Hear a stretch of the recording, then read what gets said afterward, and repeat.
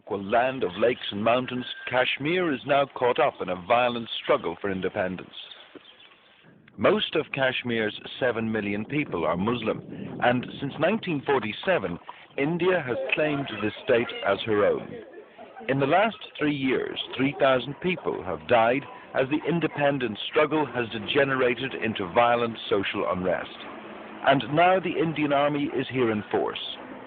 300,000 soldiers keep Kashmiris under strict military control. Any resistance is harshly dealt with, but still the Kashmiri youth continue to resist. Young nationalists attack an Indian military checkpoint and retreat into the night. The following morning, the army's response to the attack, a dawn raid followed by mass arrests of young men and the persecution of local people.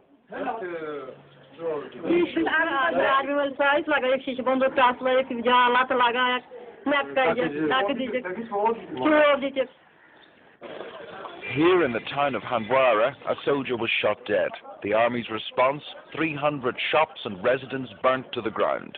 Such action is now almost normal, but more recent incidents have raised widespread concern about the Indian Army's continuing role in Kashmir.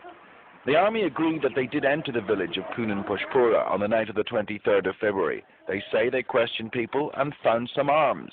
But these people have given human rights investigators a more harrowing account of what took place. They say the men of the village were taken from their homes and tortured, and that at least 53 women left alone with their children were gang raped.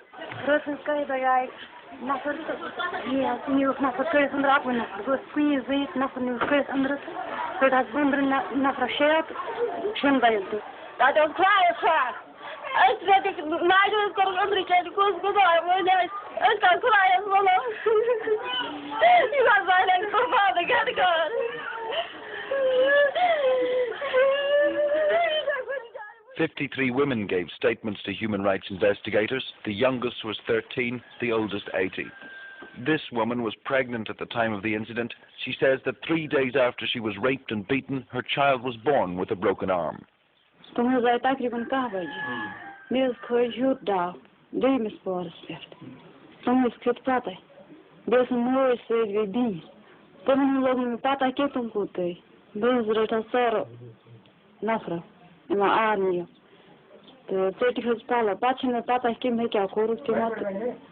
In this building, the men of the village say they were interrogated and tortured.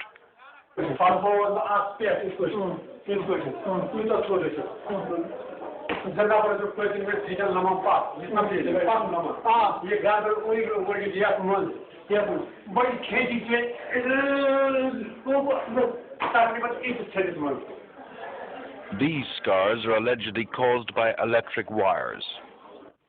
What happened that night has left many families in ruin. Husbands have left their wives, young unmarried girls have seen their prospects of marriage vanish as word of the incident spreads through the area.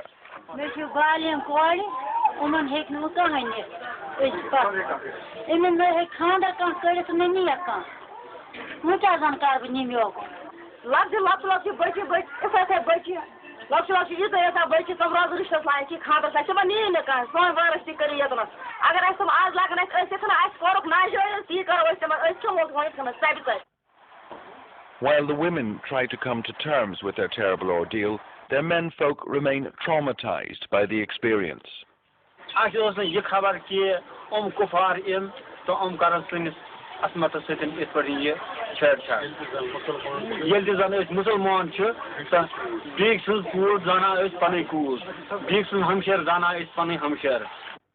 The nearby town of Kunan. 2 weeks after the incident, the magistrate, an Indian government official, wrote a report in which he said that the soldiers behaved like beasts. Mr. Yessen is used to dealing with complaints about the army. Here, another complaint about army harassment and arrest.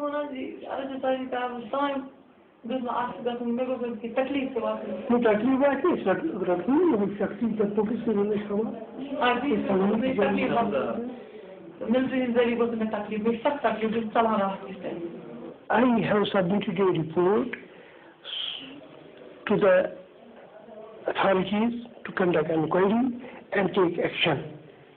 It will be good in the larger interests of the country if they stop anything if committed illegally. Abdul Ghani's a former member of the Kashmiri state legislative, now disbanded. He believes India has lost Kashmir.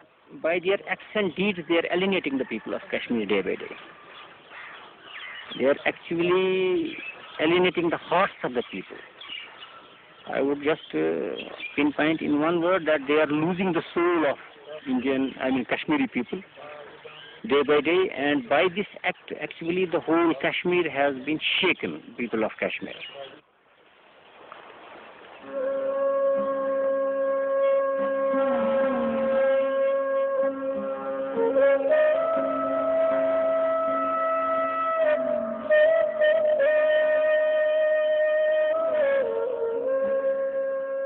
In a society such as this, rape is not normally talked about. Yet in Kunan poshpora, there is bitterness and sadness. Lives have changed, relationships shattered.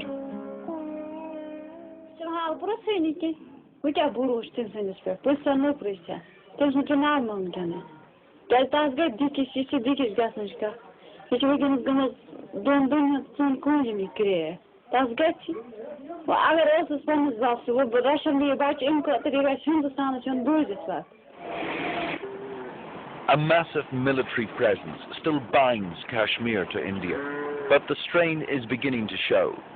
As tales of atrocities abound, Kashmiri nationalism grows. There are no friends of India in Kunan poshpora.